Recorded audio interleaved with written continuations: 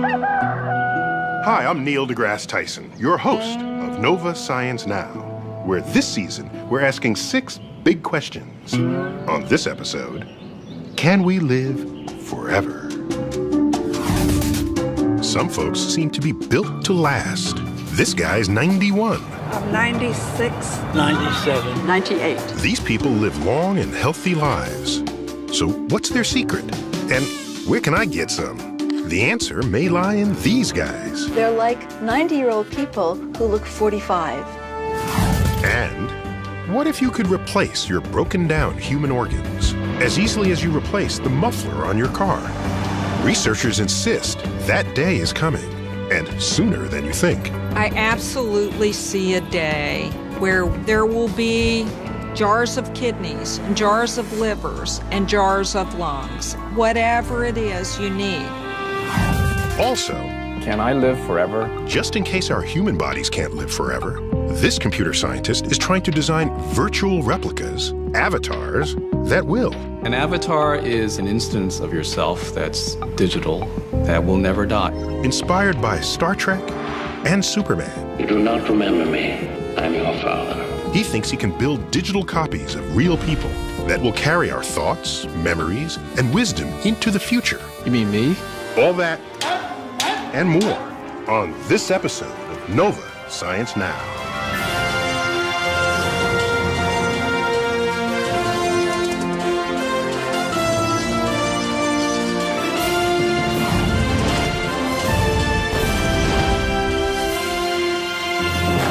Funding for Nova Science Now is provided by... You know, we take it for granted that nothing lasts forever. And that's true of life itself. Every living thing will eventually break down and die. But does it have to be that way? Can we live forever? We begin our show with a man who seems to have done the impossible. He's completely stopped the natural decay and death that all of us expect. Not for himself, but for his car. My name is Irvin Gordon. My car now has 2,741,000 miles on it. You heard him. More than 2.7 million miles. The Guinness Book of Records says it's the highest mileage automobile in the world. Every time the car goes out, I break my own record and make it harder for anybody else to catch up. And they'd have more than 4 decades of catching up to do. He drove his new Volvo off the lot 44 years ago. And he and his car have been going strong ever since. You don't have to be the fastest to drive 1 million miles. You got to just hang in there the longest. So this is your baby, huh? This is my baby. Don't touch that car. Watch your knees. It's hard to understand how a car can last so long, look so good, and ride so well after all those miles. Irv's car has the same mileage as all of the Apollo moon landings combined. How many places on Earth and things to do take you 3 million miles to get there? Commuting 125 miles a day to and from work. 125 miles round trip? 35 years. Are you retired now? I'm retired. So what, retired 12 years ago. I was a science teacher. Excellent. Most of the nearly 3 million miles have come from 44 years of crisscrossing the country. The odometer turns over every 100,000 miles. Do the math. It's turned over 27 times. It's on its 28th. So what does Irv do to get his car to live forever? Well, number 1, regular maintenance. I just do the things that it says to do when it says to do them. Things like regular tune-ups and oil changes. Irv figures he's gone through 110 tires, 440 spark plugs, 788 oil filters, and 3,143 quarts of oil. Sound like there could be some lucrative endorsement deals? So they put you on the payroll, is it? Yeah. I'm still waiting for my first box of oil filters. Tip number 2. If something's broke, fix it. Replace the worn-out parts. Old cars drop oil. How much do you just drip out of this car? You can go underneath my car with a rag, you won't find any oil. Really? Absolutely. I don't see anything dripping. Bone dry. That's because, over the years, Irv has placed his car into the hands of an elite few. This is my A-team here. Richie Vermont serviced the car from when it was brand new until he retired 7 years ago. He's replaced 3 clutches and countless brakes and mufflers. That sound like it popped. Irv's maintenance bills helped pay for the education of Richie's kids. I'll tell you, I sent my kid to college. The engine has been rebuilt twice. First by Richie after 680,000 miles, and in 2009 by this man, Dwayne Matika. All right, what do we got here? He said it was in pretty good condition. Oil pump. There was nothing wrong with the oil pump, but I figured after 2 million miles, it's a good idea to put a new one in. Another rule of thumb. every 2 million. Obviously, you replaced pieces of this engine. All right, does that allow it to count as the original car, even though you're replacing the parts that wear out? Yeah. Mm-hmm. Irv says it's not any different from a living organism. Like your body replaces parts. How many times have all those different cells replaced themselves completely from beginning to end? Does that make you not you? It's the same argument. And of course, Irv would know. Well, this is coming from a science teacher. And so Irv will keep on going. Who would expect how a car would change your life? When you look at pictures taken over the years, you see a man getting older, as his car remains as new as the day he drove it off the lot, more than 4 decades ago. It doesn't show any signs of giving up, and hopefully this second rebuild will outlast my ability to keep driving. And that leaves me with one last question. Can I drive your car? Absolutely not.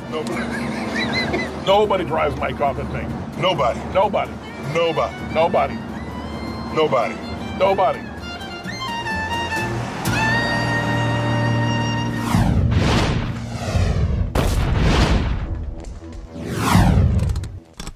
If something in your car breaks or stops working, like your radiator, you can always just take it out and replace it. But what about us? If my body parts break down, like my heart, I might be able to get a transplant. But right now, even if I could find a replacement part, 1, it's going to be used, and 2, my body might just reject it. The dream would be to replace my heart or whatever's broken with a brand new version in perfect working condition, but exactly like my original. People have been talking about this for years, but now, thanks to some brand new discoveries, the dream of custom-made, personalized body parts may soon become a reality.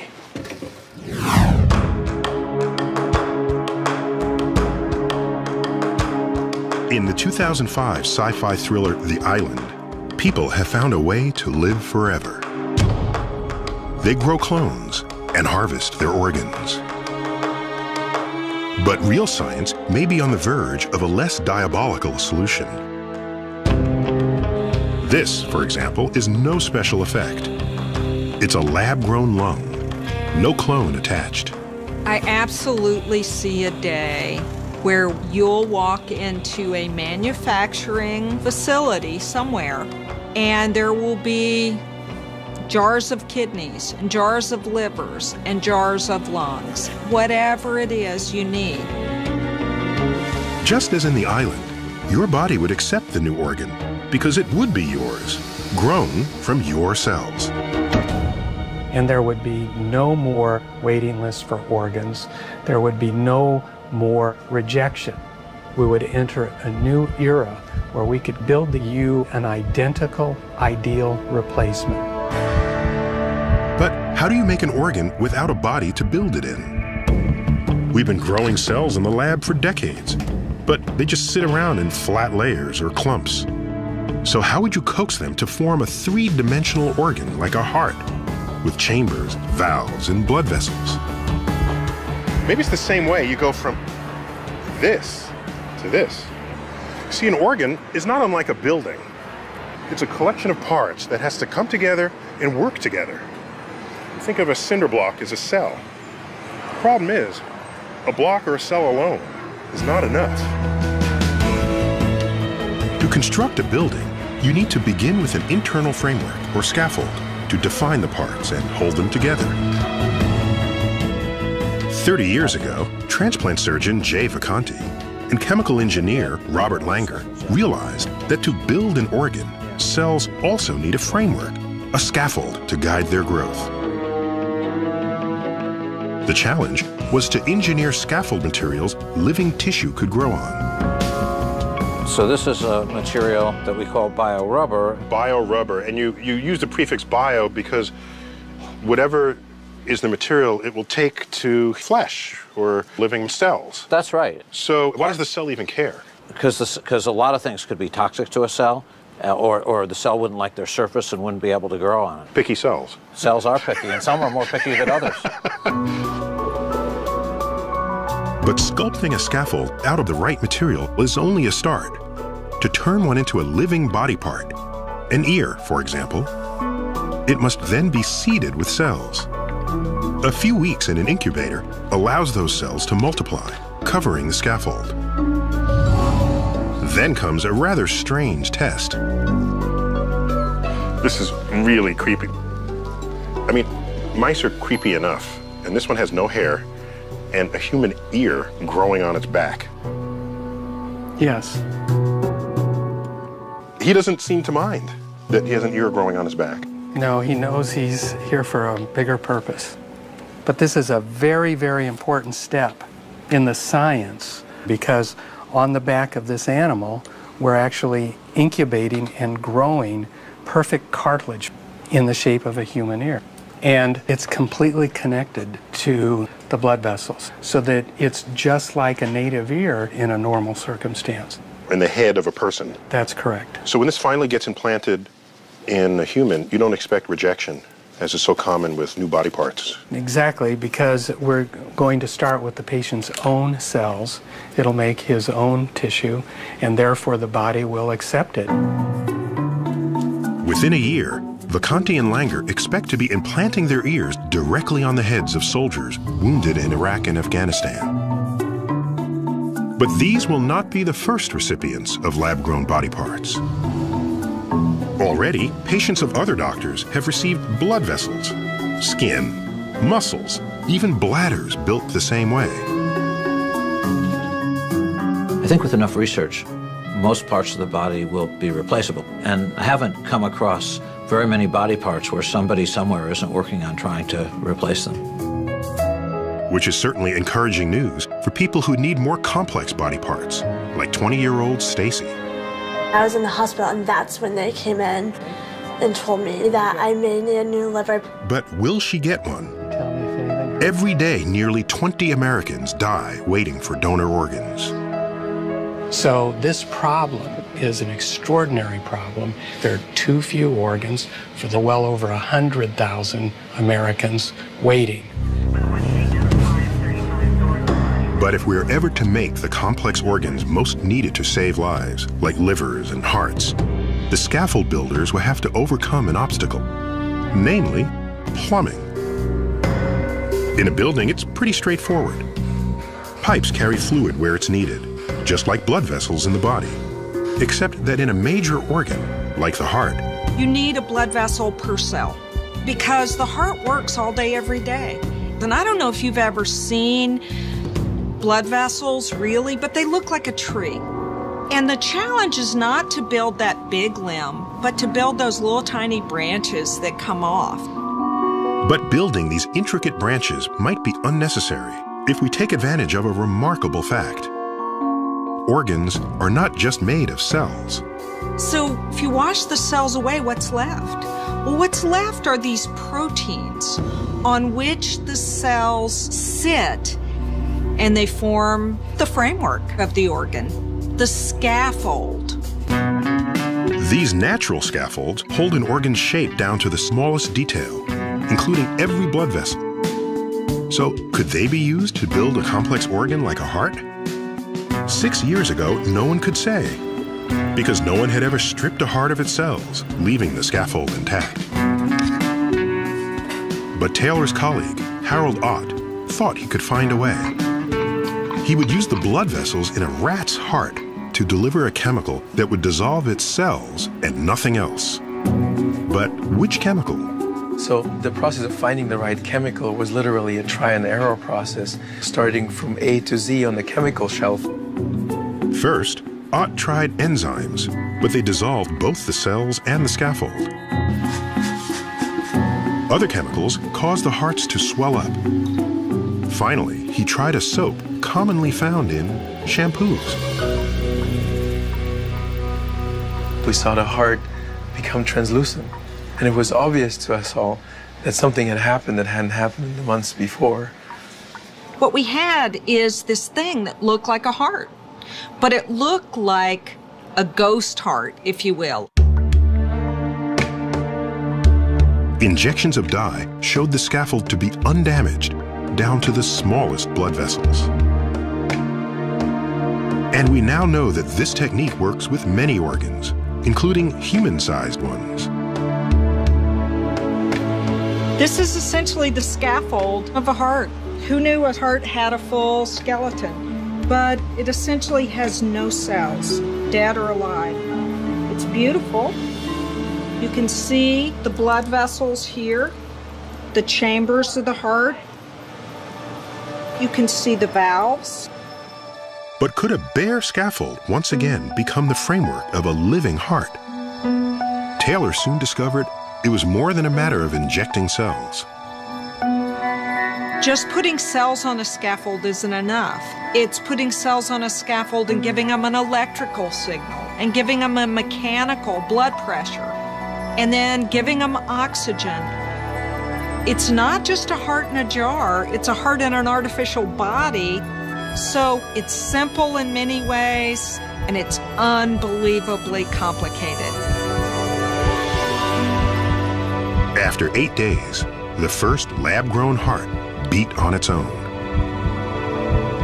It really makes you go, what is life? The first time you see something beat that was dead, it's one of those yes moments in life. Since then, Ott has joined Massachusetts General Hospital and used the same method to build a pair of lungs.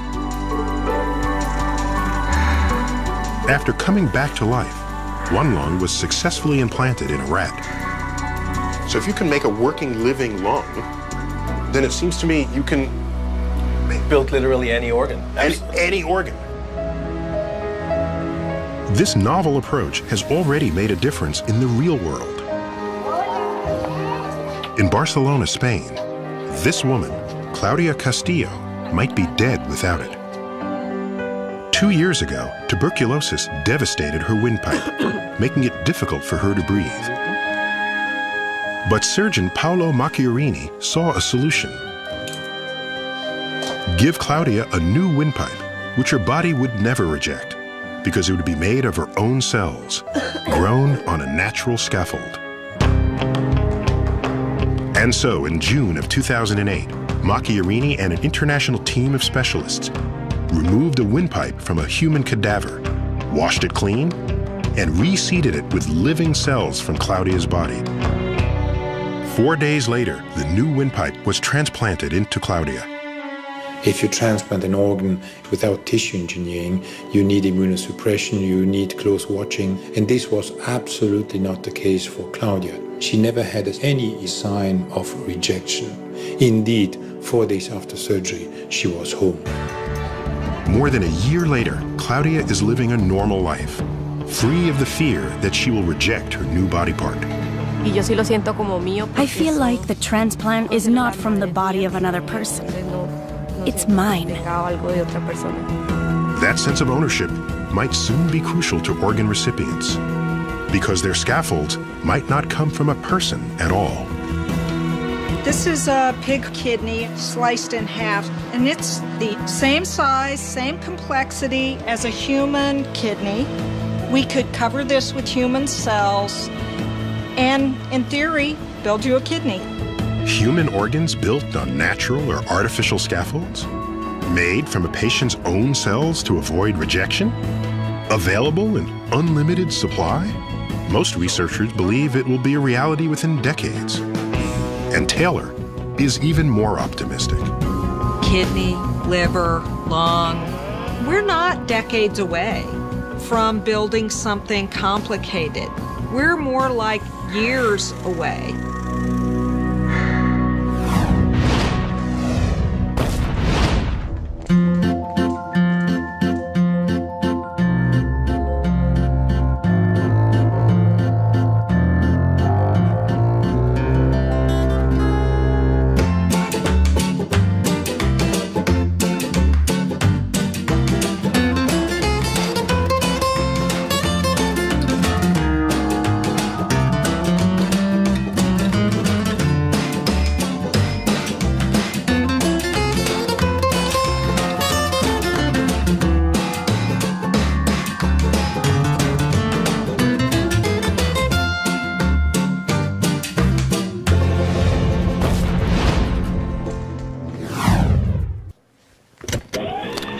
Just like some well-made cars, some people last longer than others.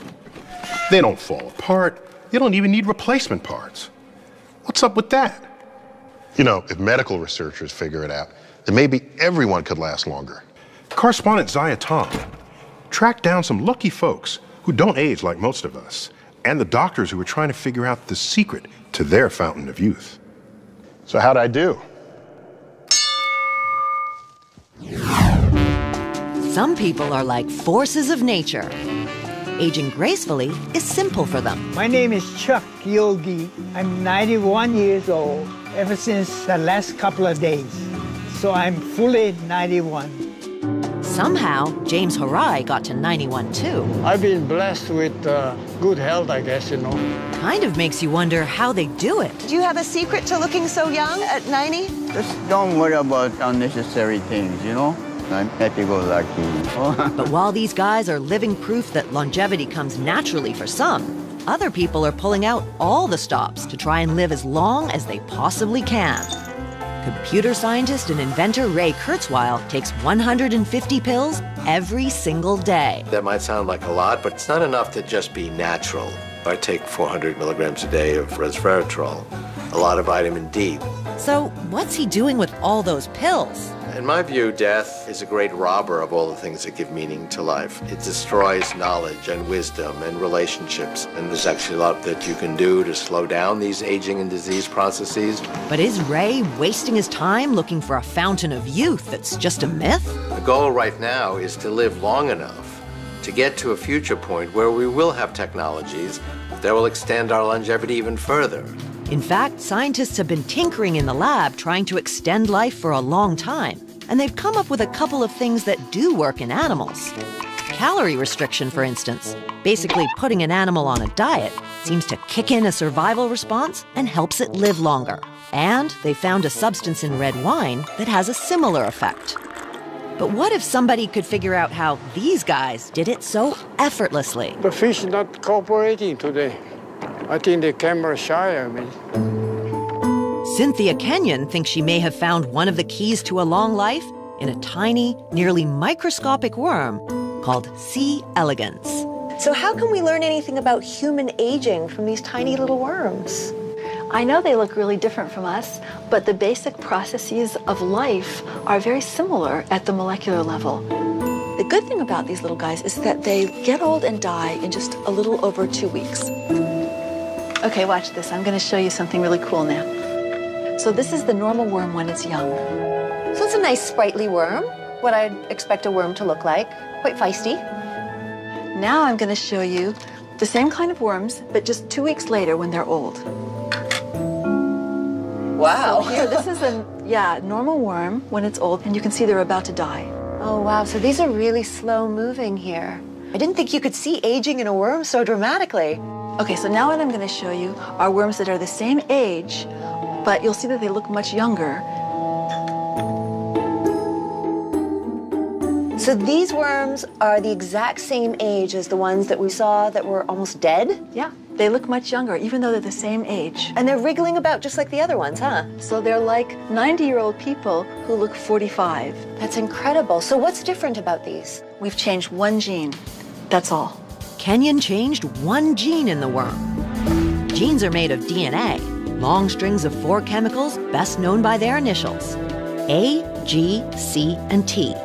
Together, they form the basis of all life on Earth. Kenyon found that there was a gene that scientists call FOXO, which had a central role in keeping her worms freakishly youthful. What FOXO does is it helps the animal to protect and repair its tissues. The reason that it can do it is this one gene controls a lot of other genes. FOXO is a master control gene, meaning it regulates hundreds of other genes, genes that have a profound effect on the worm's health. So you can think of it as a superintendent of a building. So if you have a building, nice big building, obviously it has to be maintained. What FOXO does, or the building superintendent does, is to keep the building in good working order. The superintendent makes sure that the electricity works and that the roof doesn't leak. It makes sure that the walls are painted by hiring painters. It makes sure that the floors are swept. But the superintendent doesn't actually do all these important jobs. The building superintendent would hire workers to do these different things. What FOXO does in the cell is it switches on other genes. Those worker genes do jobs like enhancing the immune system and protecting the cells from bacterial infection. Some of these genes that protect the cell make proteins that will kill invading microorganisms. Others are switched on that are antioxidant genes. Kind of like a rust inhibitor for a cell. Now, most living things need oxygen, but oxygen can actually be damaging to cells that aren't prepared to deal with it. And yes, there's a worker gene for that too. I'd say altogether there are probably about 100 worker genes that have very important roles. And together, what you get is a cell or tissue or an animal that stays in really good working condition for a lot longer. All those processes are actually directed by the FOXO superintendent gene. Kenyon tweaked one gene in the worms and made FOXO more active. With a more active superintendent, the cells became more resilient than normal, and Kenyon's worms lived twice as long. If there's one gene that dramatically increases lifespan in worms, could the same be true in humans? I went to Alaska 10 times. Yeah? They have big fish in Alaska, right? Mr. Harai and the others are part of a groundbreaking 45-year study in Hawaii that's trying to find out. The Honolulu Heart Program population is a group of Japanese American men. Beautiful sunset.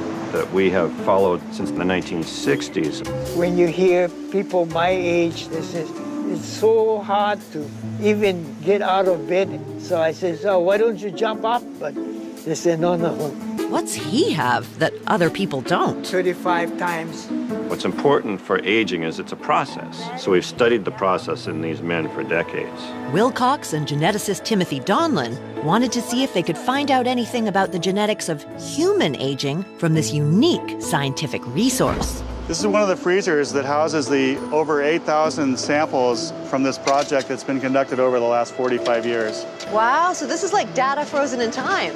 That's right, safely tucked away here.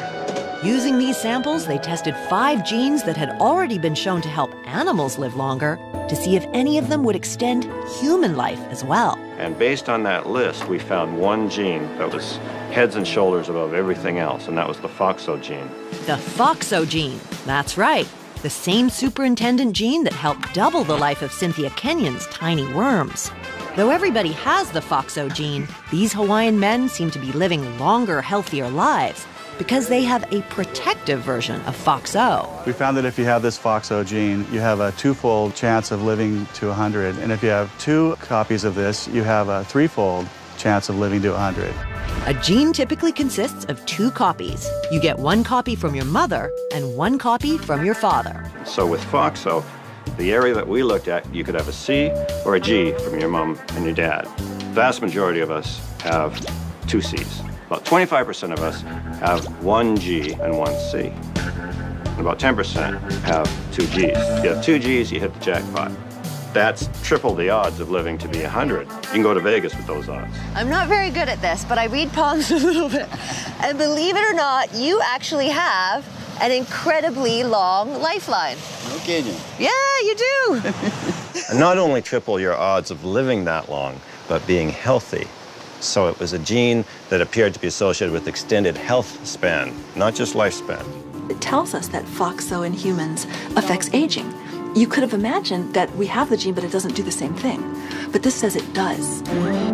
News of the Hawaii study sped around the world, and scientists confirmed the results in population after population in Germany, Italy, New England, California, and in China. Nir Barzilai of the Albert Einstein College of Medicine in New York I am now 98 years old. also found a similar pattern in the FOXO genes of Ashkenazi Jewish centenarians. I'm 96. 97. 98. This data on the FOXO pathway that came from Hawaii and then confirmed by us was confirmed by other groups, and in fact it's the most consistent, validated study in this field, suggesting that this is real and important for human aging and longevity. You don't feel old, you feel young.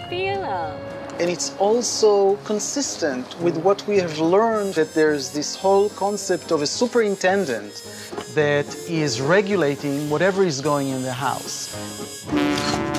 Oh, you gotta let it go, let it go. And in the future, that knowledge could be used to develop new drugs to combat age-related diseases. Fish on. And perhaps someday to help us live longer. Good job, Mr. Harai. The vast majority of us get an average set of genes. So it's what you do that becomes most important. Eating a good diet, regular physical activity, engaged in life. As you age, I think every little thing pleases you more than in the past. And now I gotta aim for the century mark, yeah. So how do you think you're going to celebrate your 100th birthday? 100 candles? It would be a fire hazard, huh? Yeah, it would be a fire hazard.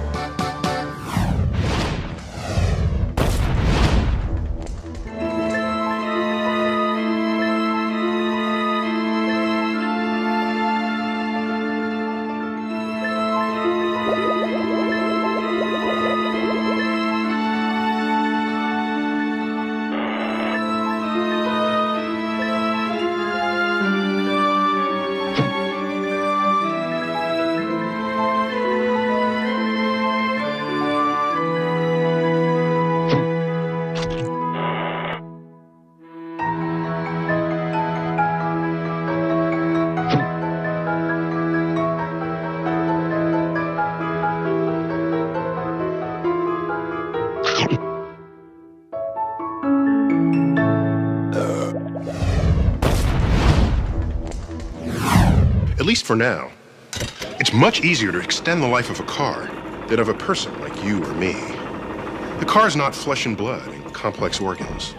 But what if you could create a version of yourself that was indestructible? In this episode's profile, we'll meet a computer scientist who wants to build virtual versions of ourselves. Avatars that look, act, and talk like real people, and will hang around long after the flesh and blood versions of us are dead and gone. In 1987, when Jason Lee tuned into Star Trek: The Next Generation, he saw the holodeck for the very first time. I was curious to see how 3 of history's greatest minds would interact in this setting. A place where people from the distant past can live on as computer-generated holograms. End program. And that's when a sci-fi TV show gave this computer scientist his big idea. A way to allow all of us to, in a sense, live forever. If you were to think about that when Star Trek first came out, you would think, oh, this would be impossible to do. But now it's possible. At the University of Illinois, Chicago, Jason has been obsessed with turning his fantasy into reality through Project Lifelike, a plan to make immortality available to anyone by creating a virtual copy of you as an avatar.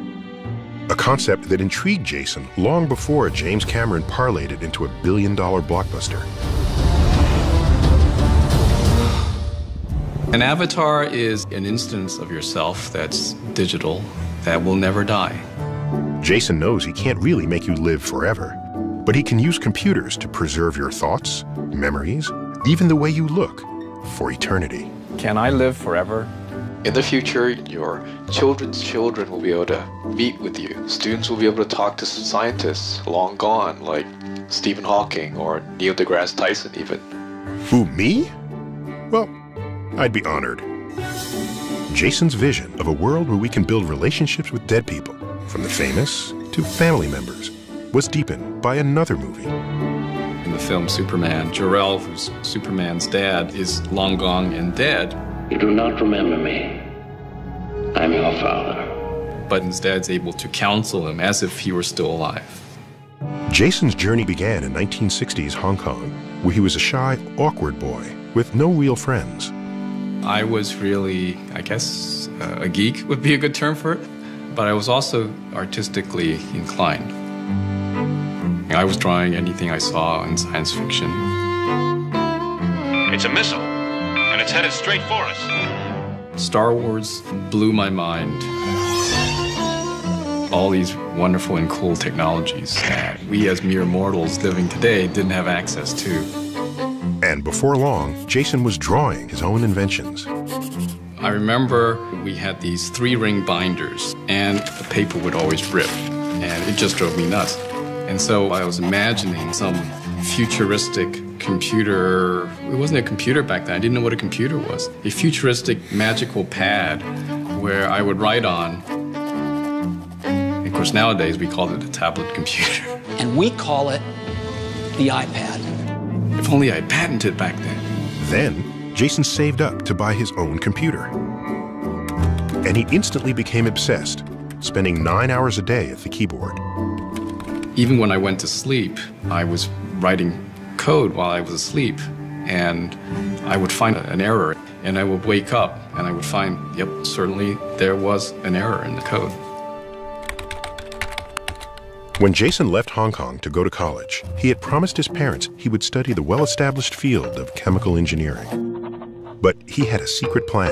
The first day I landed in the US, I head straight for the computer science department and said, how do I switch majors?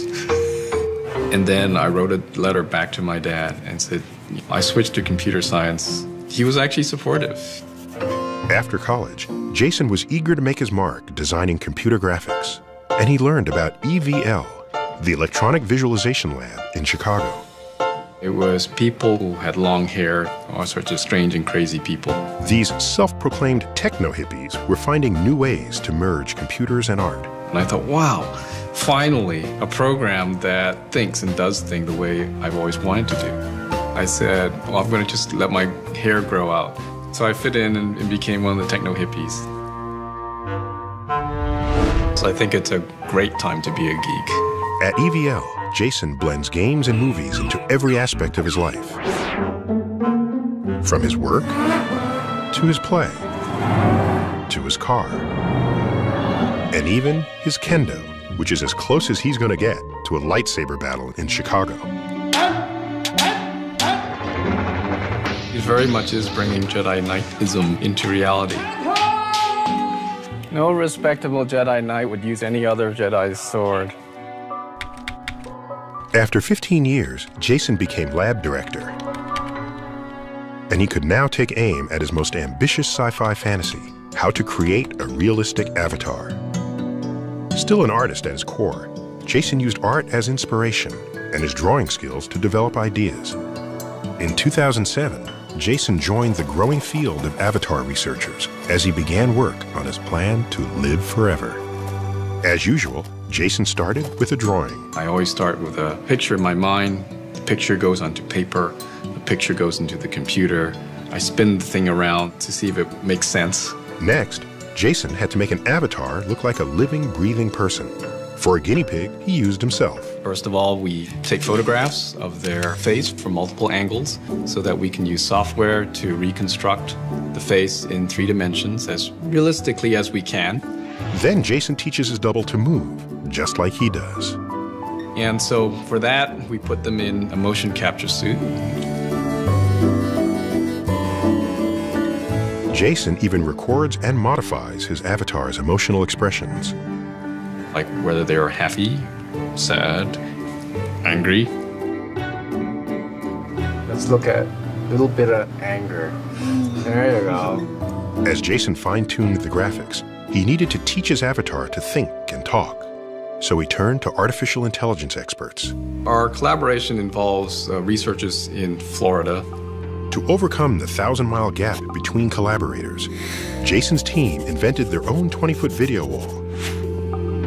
So the researchers in Chicago and Florida could work on the avatar's intelligence as if they were in the same room. The avatar doesn't use its hands now to talk, and I think at some point we're going to need to show some hand-waving motion.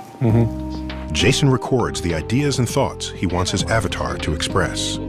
Designing computer algorithms is like writing poetry or painting a picture. So that someone can sit down and ask his avatar dozens of questions. Why is Star Trek important to you? Star Trek portrayed so many compelling ideas about our future. And this idea of preserving our life experiences for future generations has been catching on. When I watched Avatar, the most interesting notion about it was when these people passed on, their knowledge is absorbed into this tree of past knowledge. And I thought, aha, that's what we're trying to do. Ultimately, what you have is a collective knowledge of people. Jason dreams of a future where anyone can program all of their thoughts, feelings, memories, hopes, and fears into a virtual replica of themselves, so people can actually speak directly to those long gone. What we'd like to do in the future is to try and break the avatar out of the box, make it a person in the real world, conversational avatars that are as intelligent as humans. You mean me? You mean I'm not really alive?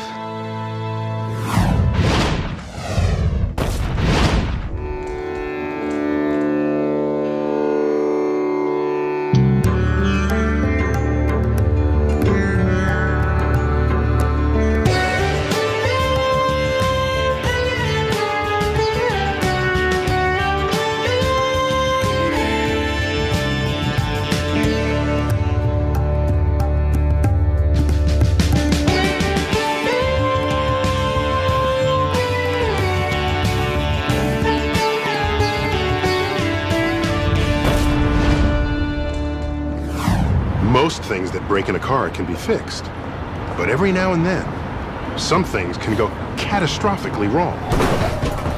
And the results could be fatal. In those situations, if we could freeze time, we could fix the problem before the worst happens.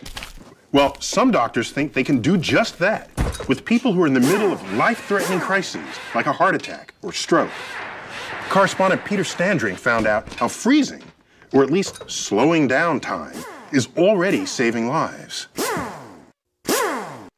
All set. Drive safely. Thank you. Every once in a while, there are news reports of miraculous survivals that seem almost too incredible to be true. People who drown in icy water, or are buried in snow. Their hearts stop beating, and they're getting no air. They seem to be dead, yet mysteriously, they come back to life. I got a pulse. Somehow, their bodies seem to go into a state of suspended animation, so they can survive without oxygen for an hour or more instead of mere minutes. But how? Researchers have been looking for clues in some surprising places. Starting with this guy, the 13-lined ground squirrel. He might not look like he has much in common with near-death survivors, but in fact, he's an expert at surviving an experience that seems like it should kill him: hibernation. Today, I've come to Minnesota in search of these hibernating squirrels. And it's freezing. So the squirrels are actually underneath all of this snow and under the ground right here? All around here. The animals are probably about 4 feet below the surface of the snow. Man, how do they survive that? That's a great question, and it's something we're trying to figure out in the laboratory.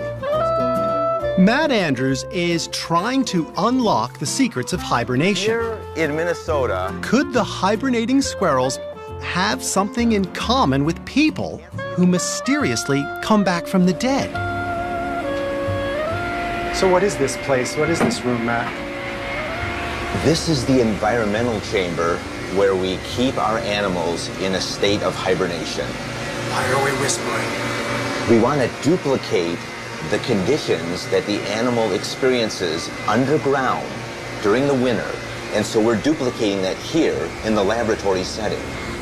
The squirrel's dark laboratory home is kept at 40 degrees, about the same as it would be underground. So underneath all of this sawdust, we have our 13-line ground squirrel. This is exactly what they would look like when they were in their burrow. And there is a hibernating 13-line ground squirrel. Comfy, cozy, rolled up in a ball. And this is the way that this animal spends the winter. It can survive in this state for months. Would you like to hold one? Absolutely. Wow. Look at that, my very own little bundle of fur. I think it's the first time I've handled a hibernating animal.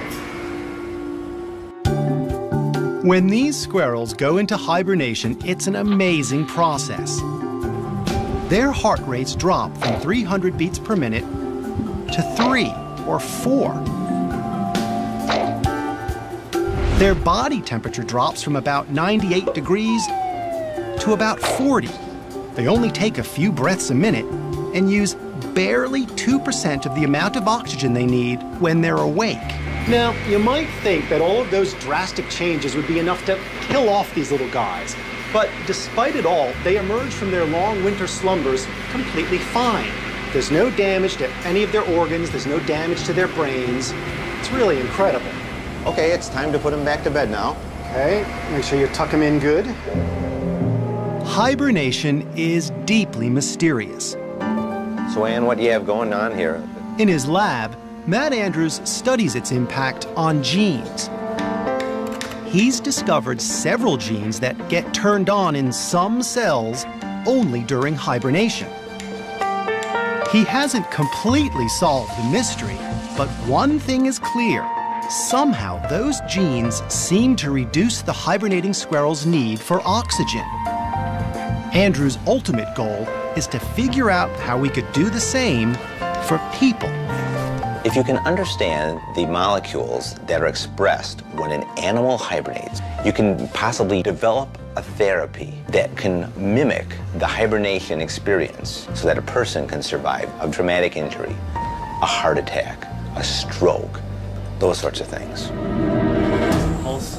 Okay, begin CPR. Heart attack victims usually die from a lack of oxygen. Keep track of that and let me know. But if we could reduce the body's need for oxygen, even temporarily, who knows how many lives could be saved? While the squirrels do it with their genes, those drowning and avalanche victims who come back from the dead somehow appear to survive without oxygen because of the cold. 130 was the lowest blood pressure. Now, at a handful of hospitals around the country, emergency room doctors are attempting to replicate those miraculous recoveries. Todd Vandebush is living proof it can work. Todd was just 39 years old when one day he collapsed in the shower with a sudden cardiac arrest. All of a sudden, Todd fell over, and then he stopped breathing. When the paramedics arrived, Todd was technically dead. Luckily, he was brought to this ER in Virginia, where doctors are trying out a new treatment. It sounds like EMS got a pulse back in about 20 minutes. Stand by. While one team worked frantically on Todd's heart, another flooded his bloodstream with a solution of icy fluids and drugs. By cooling as quickly as possible, we're trying to lower the body's metabolism. We're trying to lower the rate at which the body consumes and burns up oxygen. You're going to have to wait till we get these tubes all set up. We're hurrying as fast as we can. As the cold fluid flooded his veins, Todd's body temperature dropped from 98 degrees to about 92. His heart rate slowed, and all the cells in his body used a fraction of their normal oxygen. Much like the hibernating squirrels, Todd's body was carefully put into a state of suspended animation. We're trying to stretch time to give the body a chance to recover from the cardiac arrest. 24 hours later, Todd was slowly warmed up and brought back to life. Now, 2 years later, he's in good health and enjoying life with a new baby. We're seeing that some of the patients that years ago we thought could never survive are now waking up and going back to a fully functional existence. This cooling therapy is still relatively new, but in the few places it's been tested, it's substantially increased survival rates for some kinds of heart attacks. And Todd has had one of the best recoveries so far. I've gone through it, and look how well my outcome has been. It's truly a miracle.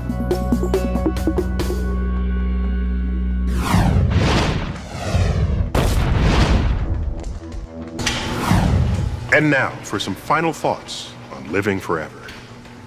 The urge to not want to die is as natural as life itself. But you should always be careful what you wish for. One day, it might just come true. If starting now, everyone in the world lived forever, then Earth's current population of 7 billion, which would, at its current rate of growth, double in 60 years, would instead double in only 35. Take this forward 6 centuries or so, and you have so many people on Earth that everybody will have to stand up straight just to fit on all the world's land area. So that leaves interplanetary colonization as the only obvious next step to accommodate such vanities. But not all planets are Earth-like. Actually, none of the known planets, inside or outside our solar system, are Earth-like. Which means, if biomechanical genetic engineering is what grants you immortality, then why not alter or enhance our organs in ways that allow us to thrive under the exotic conditions of alien planets? And that could be only decades away. There's just one catch. You need a space program capable of leaving Earth entirely, rather than just driving around the block in Earth orbit. Until then, our bodies may out-advance our access to space, making Earth a very crowded place to come. And that is the Cosmic Perspective. And now we'd like to hear your perspective on this episode of Nova Science Now. Log on to our website and tell us what you think. You can watch any of these stories again, download additional audio and video, explore interactives, hear from experts, and watch revealing profiles of our web-only series, The Secret Life of Scientists and Engineers. Find it all at pbs.org. That's our show. We'll see you next time.